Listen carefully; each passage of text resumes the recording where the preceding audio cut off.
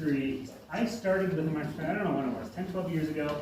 And when we found several mushrooms, my kids and I found several mushroom species growing in my front lawn at my office. I was like, oh, we should learn about this. We were homeschooling at the time. So we found the Mushroom Society online, and that weekend was the last fall foray of the year. We went over to it, and I followed Mark Cannon around like a little puppy dog. And he was pointing everything out, and I fell in love with it. And the very first mushroom he identified is the first mushroom we have over here. This is Gyromitra infula. This was one of the ones that Chris Klein mentioned in his ascomycete. This is an ascomycete, his lecture. So it grows its spores in little asci and pop them out. It's kind of lobed here, kind of fun. You guys will hopefully you've all looked at these. You guys will look more at them. But this is the very first mushroom that was identified to me, so it has a special place in my heart. Can we blow on it? Sure. Well, I don't think it will.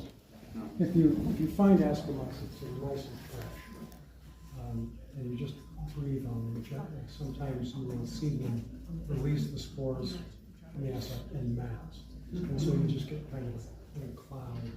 It's pretty impressive. Yeah. Yeah. This is a little bit interesting because it fruits in fall. A lot of the other things that we saw was spring mushrooms. Snow mushrooms. We don't have many ascomycetes here. I think there are a couple. We'll point them out. But almost everything, most of the rest of this is all basidiomycetes, which is where the spores grow on a basidium. It's like a little stalk with little spores that grow off of it instead of in a tube like the ascomycetes. This is probably the biggest one we have here.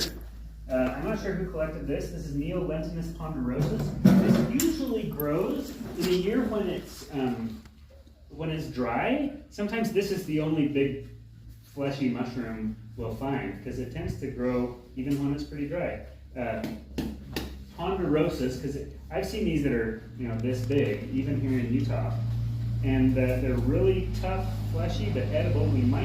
Someone's talking about maybe eating this. Yeah, the gills look really dry, but if the inside looks good, then we'll cut them off and we'll eat them.